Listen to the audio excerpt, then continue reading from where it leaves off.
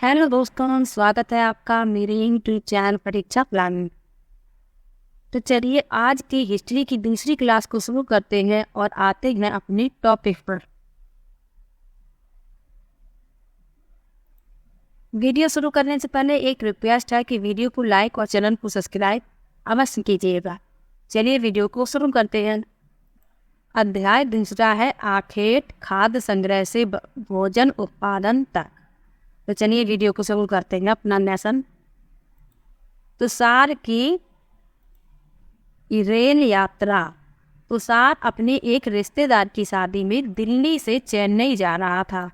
Rail में उसे खिड़की वाली सीट मिल गई, जहां से वह बाहर का नज़ारा देखने में मग्न हो गया। तेज दौड़ती गाड़ी से उसने देखा कि पेड़ पौधे घर खेत खलिहान बड़ी तेजी से पीछे की ओर छूटते चले जा रहे थे। तभी उसके चाचा ने उसके कंधे पर हाथ रखकर कहा, पता है लोगों ने मात्र 150 साल पहले रेल से यात्रा करनी शुरू की थी। बस इसके कुछ दशक बाद आई। तो जो बस है वो इसके कुछ दशक बाद आई। रेल की यात्रा पहले शुरू हो गई थी। तो शाम सोचने लगा कि जब लोगों के पास आने जाने के लिए तेज रफ्तार वाली सवारियां नहीं थी तो क्या वे यात्रा ही नहीं करते थे? क्या वे अपनी सारी जिंदगी एक ही जगह पर बिता दिया करते थे? नहीं, ऐसी बात नहीं है। जब रेलगाड़ियां नहीं थीं, बस नहीं थी, उसके पहले भी लोग यात्रा किया करते थे। तो चलिए जानते हैं कैसे वो यात्रा किया करते थे। आरंभिक मानव आखिर में इधर उधर क्यों घूमते थे? हम उन लोगों के बारे में जानते हैं जो इस उपमहाद्वीप में 20 लाख साल पहले रहा करते थे। आज हम उन्हें आखेटक खाद्य संग्राहक के नाम से जानते। भोजन का इंतजाम करने की विधि के आधार पर उन्हें इस नाम से पुकारा जाता है। आमतौर पर खाने के लिए वे जंगली जानवरों का शिकार करते थे, मछलियाँ और चिड़िया पकड़ते थे, फल मूल दाने पौधे पत्तियाँ अंडे इकट्ठा किया करते थे। आखेटक खाद्य संग्राहक समुदाय के लोग एक जगह से दूसरी जगह घूमते रहते थे। ऐसा करने के कई कारण थे। पहला कारण यह है कि अगर वे एक ही जगह पर ज़्यादा दिनों तक रहते तो आसपास के पौधों फलों और जानवरों को खाकर समाप्त कर देते थे। अब अगर वो एक ही जगह पर बने रहते तो जो फल फूल पौधे जो थे वो उन्हें खा लेते थे, तो वहाँ पर सब समाप्त हो जाते थे। तो इसलिए उन्हें भोजन की तलाश में दूसरी जगह पर जाना पड़ता था। आगे लिखा भी है, इसलिए भोजन की तलाश में उन्हें दूसरी जगह पर जाना पड़ता था। दूसरा कारण यह है कि जानवर अपने शिकार के लिए या फिर हिरन और मवेशी अपना चारा ढूंढने के लिए एक जगह से दूसरी जगह जाया करते थे। तो जानवर भी जाते थे अपना शिकार ढूंढने के लिए, तो और मवेशी जो है अपना चारा ढूंढने के लिए जाते थे एक जगह से दूसरी जगह। इसीलिए इन जानवरों का शिकार करने वाले लोग भी इनके पीछे पीछे जाया करते थे। अब जो शिकार करते हैं तो अपने शिकार की तलाश में इनके पीछे पीछे जाते थे। तीसरा कारण यह है कि पेड़ों और पौधों में फल फूल अलग अलग मौसम में आते हैं, इसलिए लोग उनकी तलाश में उपयुक्त मौसम के अनुसार अन्य इलाकों में घूमते होंगे। अब तीसरा कारण यह भी हो सकता है कि कोई फल है जो गर्मी में लगता है वो सर्दी में नहीं आता, तो जो सर्दी के इलाके में उन्हें दूसरे फल खाने की आवश्यकता होती थी, तो इसलिए वो लोग एक जगह से दूसरे स्थान पर जाया करते थे। आगे है, और चौथा कारण यह है कि पानी के बिना किसी भी प्राणी या पेड़ पौधे का जीवित रहना संभव नहीं होता और पानी झीलों झरनों तथा नदियों में ही मिलता है। यद्यपि कई नदियों और झीलों का पानी कभी नहीं सूखता, कुछ झीलों और नदियों में पानी बारिश के बाद ही मिल पाता है। इसलिए ऐसी झीलों और नदियों के किनारे बसे लोगों को सूखे मौसम में पानी की तलाश में इधर उधर जाना पड़ता होगा। आरंभिक मानव के बारे में जानकारी कैसे मिलती है? तो चलिए इसके बारे में जानते हैं। पुरातत्वविदों को कुछ ऐसी वस्तुएं मिली जिनका निर्माण और उपयोग आखेटक खाद्य संग्राहक किया करते थे। जो पुरातत्वविद थे उनको किस ऐसी वस्तुएं मिली थी जिनका निर्माण और उपयोग आखेटक खाद्य संग्राहक किया करते थे। यह संभव है कि लोगों ने अपने काम के लिए पत्थरों लकड़ियों और हड्डियों के औजार बनाए हुए, ये संभव है। इनमें से पत्थरों के औजार आज भी बचे हैं। जो आखेटर मानव था उसने पत्थर के औजार बनाए थे और उन्हीं से शिकार किया करते थे, तो वो आज भी रखे हुए हैं। इनमें से कुछ औजारों का उपयोग फल फूल काटने, हड्डियां और मांस काटने तथा पेड़ों की छाल और जानवरों की खाल उतारने के लिए किया। कुछ औजार थे तो उनका उपयोग फल फूल काटने के लिए, हड्डियां और मांस काटने के लिए, पेड़ों की छाल और जानवरों की खाल उतारने के लिए किया जाता है। कुछ के साथ हड्डियों तथा लकड़ियों के मुट्ठे लगाकर भाले और बाण जैसे हथियार बनाए जाते थे। कुछ औजारों से लकड़ियां काटी जाती थीं। लकड़ियों का उपयोग ईंधन के साथ साथ झोपड़ियां और औजार बनाने के लिए भी किया जाता था। जैसे आज भी जो औजार बनाए जाते हैं वो लोहे की है, लेकिन उसमें जो हत्था होता है, हैंडल, वो लकड़ी का ही बना होता है, मुट्ठा जिसे बोलते हैं। वो ऐसे पहले ज़माने में भी लगाते थे। रहने की जगह निर्धारित करना। मानचित्र 2 को देखो। ये मानचित्र है, इसमें रहने की जगह। लाल त्रिकोण वाले स्थान वे पुरा स्थल हैं जहाँ पर आखेटक खाद्य संग्राहकों के होने के प्रमाण मिले हैं। ये वाला जहाँ पर ये लाल निशान दिख रहा है, लाल निशान जहाँ पर दिख रहा है। इसके अलावा भी और कई स्थानों पर आखेटक संग्राहक रहते थे। मानचित्र में सिर्फ कुछ गिने चुने स्थान ही चिन्हित किए हैं। कई पुरास्थल नदियों और झीलों के किनारे पाए गए।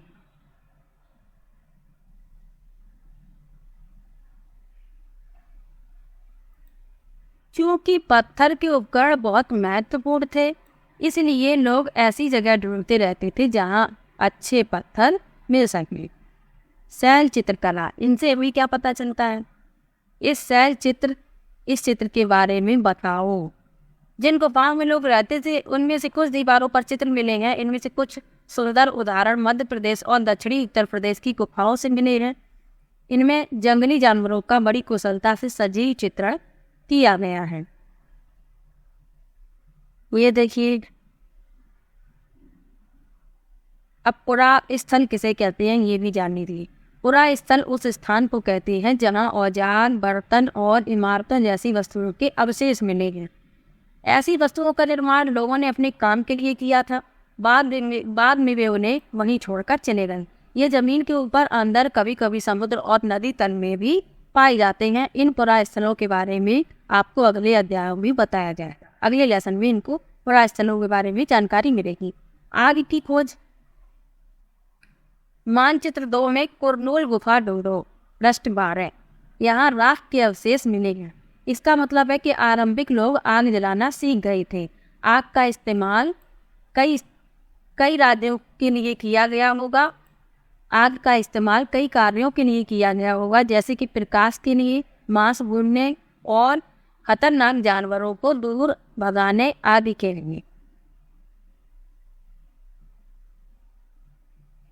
नाम और तिथियां। जिस काल के बारे में पढ़ रहे हैं, पुरातत्वविदों ने उन्हें बड़े बड़े नाम रखे हैं। आरंभिक काल को भी पुरा पाषाण काल कहते हैं।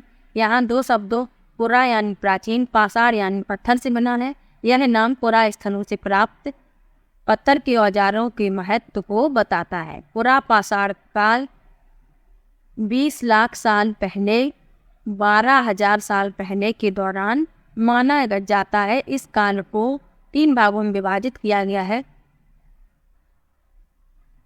आरंभिक, मध्य एवं उत्तर पुरा पाषाण युग। मानव इतिहास की लगभग 99% कहानी इसी काल के दौरान घटित होंगी। जिस काल में हमें पर्यावरणीय बदलाव मिले हैं उसे मेसोलिथ यानी मध्य पाषाण युग कहते हैं। इसका समय लगभग 12,000 साल पहले से लेकर 10,000 साल पहले तक माना गया है। इस काल की पाषाण औजार आमतौर पर बहुत छोटे थे। किस काल के? मध्य पाषाण युग के।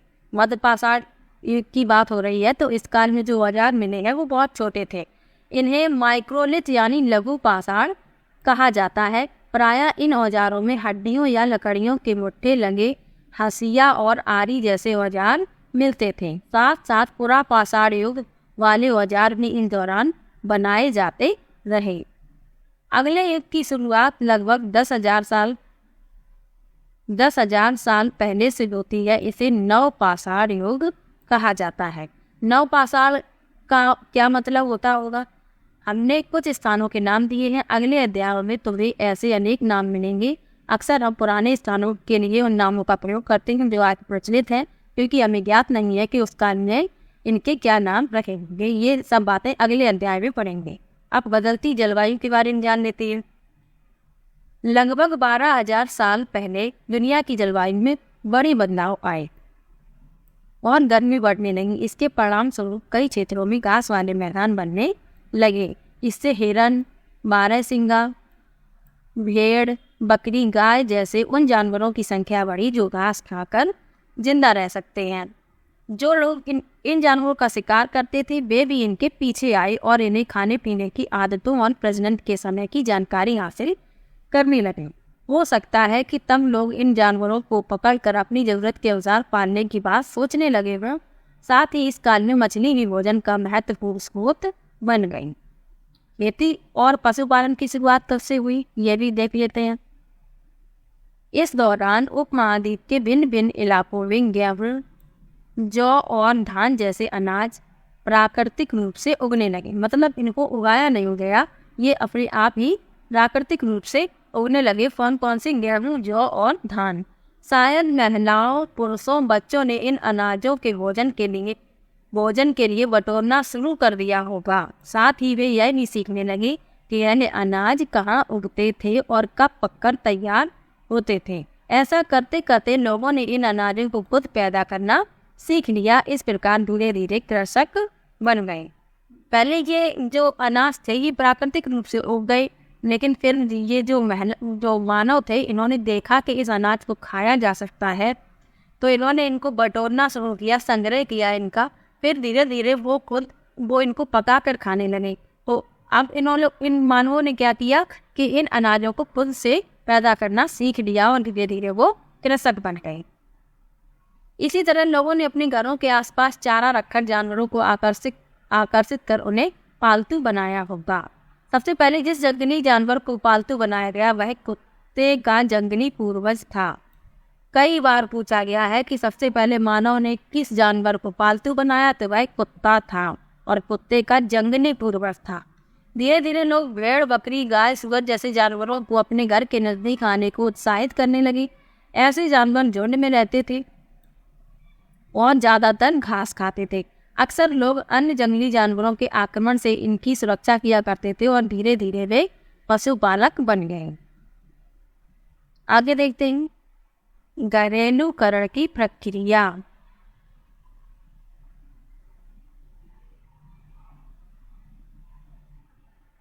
लोगों द्वारा पौधे उगाने और जानवरों की देखभाल करने को घरेलूकरण की प्रक्रिया का नाम दिया गया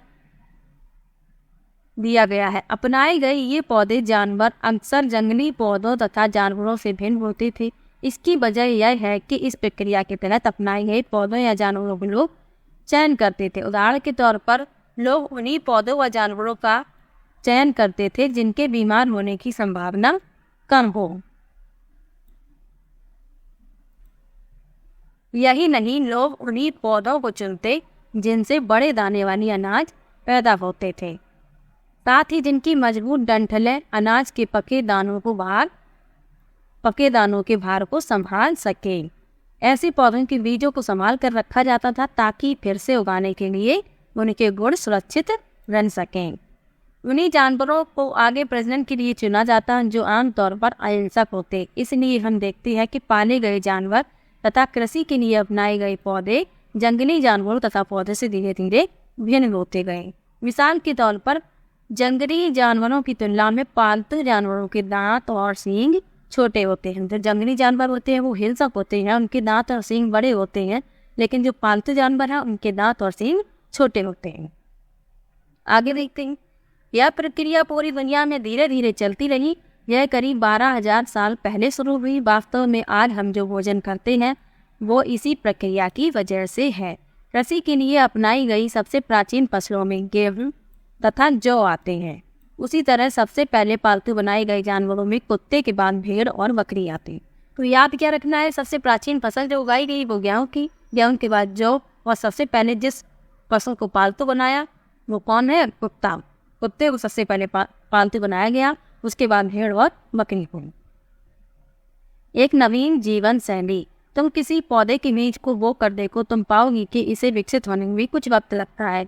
इसमें कुछ दिन, महीने या फिर साल तक लग सकता है। इसलिए जब लोग पौधे उगाने लगे तो उनकी देखभाल के लिए उन्हें एक ही जगह पर लंबे समय तक रहना पड़ा था।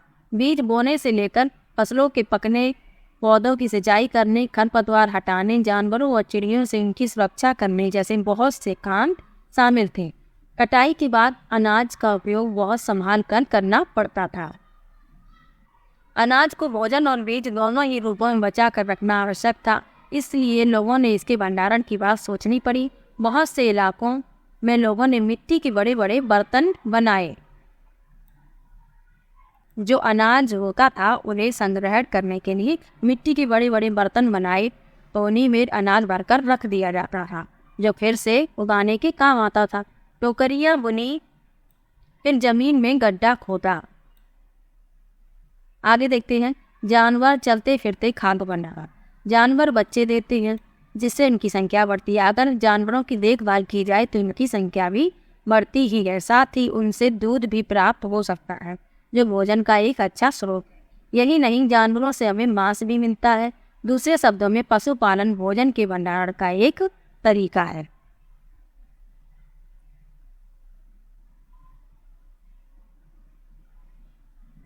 आओ प्रारंभिक कृषकों और पशुपालकों के बारे में पता करें। ये मानचित्र में 2 में देखना है। क्या तुम्हें नीले वर्ग दिख रहे हैं? पता है, इनमें से प्रत्येक बिंदु उस जगह को दर्शाता है जहां पुरातत्वविदों को शुरुआती कृषकों और पशुपालकों के होने के साक्ष्य मिले। मानचित्र में जो नीले कलर के बिंदु दिख रहे हैं वहां ये पूरे उपमहाद्वीप में पाई गई। इनमें सबसे महत्वपूर्ण पश्चिमोत्तर क्षेत्र में आधुनिक कश्मीर और पूर्वी तथा दक्षिण भारत में पाए गए। वास्तव में ये निर्दिष्ट स्थान कृषकों और पशुपालकों की बस्तियां थी या नहीं, इसे जांचने के लिए वैज्ञानिक खुदाई में मिले पौधों और पशुओं की हड्डियों के नमूनों का अध्ययन करते हैं। इनमें से सबसे रोचक जले हुए अनाज के दानों के अवशेष। ऐसा लगता है कि ये गलती से या फिर जानबूझकर जलाए गए होंगे। वैज्ञानिक इन अनाज के दानों की पहचान कर सकते हैं। इस तरह हमें पता चलता है कि उपमहाद्वीप के विभिन्न भागों में बहुत सारी फसलें उगाई जाती नहीं होंगी। वैज्ञानिक विभिन्न जानवरों की हड्डियों की भी पहचान कर सकते हैं। अब स्थायी जीवन की ओर कैसे आए मानव, इसके बारे में भी जानकारी लेते हैं। पुरातत्वविदों को कुछ पुरास्थलों पर झोपड़ियों और घरों के निशान मिले हैं, जैसे कि बुर्जमा में, वर्तमान में कश्मीर में। कश्मीर के लोग गड्ढे के नीचे घर बनाते थे, जिन्हें गर्तवास कहा जाता है। इनमें उतरने के लिए सीढ़ियां होती थी, इससे उन्हें ठंड के मौसम में सुरक्षा मिलती होगी। जमीन के नीचे रहते थे क्योंकि कश्मीर जो इलाका है वहाँ पर सर्दी बहुत होती है, तो लोग जमीन के नीचे गड्ढा बनाते थे, उसी के नीचे घर बनाते थे और सीढ़ियाँ लगाई थे उसमें उतरने के लिए। पुरातत्वविदों को झोपड़ियों के अंदर और बाहर दोनों ही स्थानों पर आग जलाने की जगह मिली है। ऐसा लगता है कि लोग मौसम के अनुसार घर के अंदर या बाहर खाना पकाते होंगे। बहुत सारी जगहों से पत्थर के औजार भी मिले हैं। इनमें से कई ऐसे हैं जो पुरापाषाण युगीन उपकरणों से भिन्न हैं, इसलिए इन्हें नवपाषाण युग का माना गया है। इनमें वे औजार भी हैं जिनकी धार को और अधिक पैना करने के लिए उन पर पॉलिश चढ़ाई जाती थी। ओखली और मूसल का उपयोग अनाज तथा वनस्पतियों से प्राप्त अन्य चीजों को पीसने के लिए किया जाता था। आज हजारों साल बाद भी ओखली और मूसल का प्रयोग अनाज पीसने के लिए किया जाता है। आज भी ओखली और मूसल का उपयोग किया जाता है।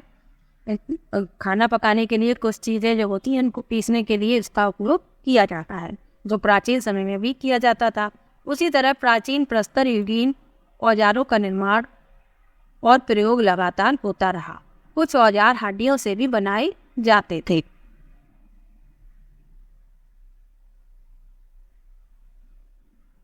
आगे देखते हैं, नवपाषाण युग के पुरास्थलों से कई प्रकार के मिट्टी के बर्तन मिले हैं। ये देखो मिट्टी का बर्तन, ये रहा। आज भी इसी प्रकार के मिट्टी के बर्तन बनाए जाते हैं। कभी कभी इन पर अलंकरण भी किया जाता था।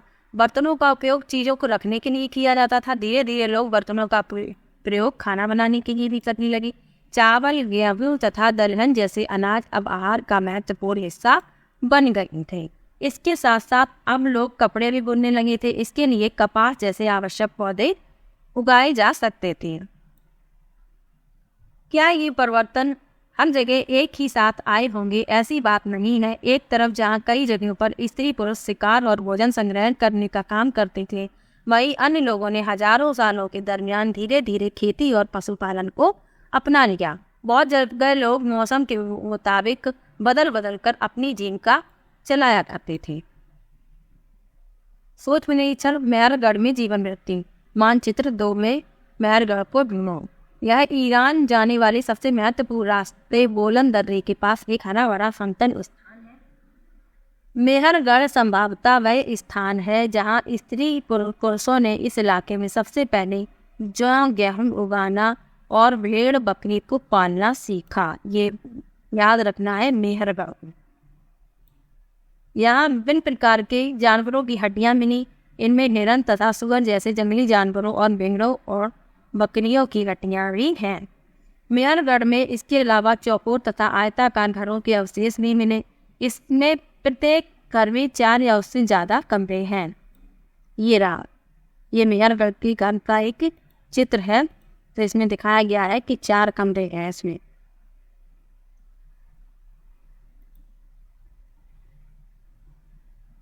जिनमें प्रत्येक घर में 4 या उससे ज़्यादा कमरे हैं, जिनमें से कुछ संभवतः भंडारण के काम आते होंगे। मृत्यु के बाद सामान्यतः मृतक के सगे संबंधी उसके प्रति सम्मान जताते हैं। लोगों की आस्था है कि मृत्यु के बाद भी जीवन होता है, इसलिए कब्रों में मृतकों के साथ कुछ सामान भी रखे जाते थे। मेहरगढ़ में ऐसी कई कब्रें मिली हैं। एक कब्र में एक मृतक के साथ एक बकरी को भी दफनाया गया था। संभवतः इसे परलोक में मृतक के खाने के लिए रखा गया होगा। ये कब्र की एक चित्र है जिसमें इंसान के साथ बकरी को भी दफनाया गया और इनकी ऐसी मान्यता थी कि परलोक में मृतक के खाने के लिए ये बकरी काम आएगी। आगे देखते हैं।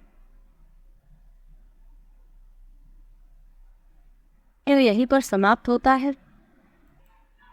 वीडियो कैसा लगा कमेंट बॉक्स में जरूर बताइएगा। वीडियो को लाइक और चैनल को सब्सक्राइब अवश्य कीजिएगा। मिलते हैं एक और नई वीडियो के साथ। तब तक के लिए बाय बाय।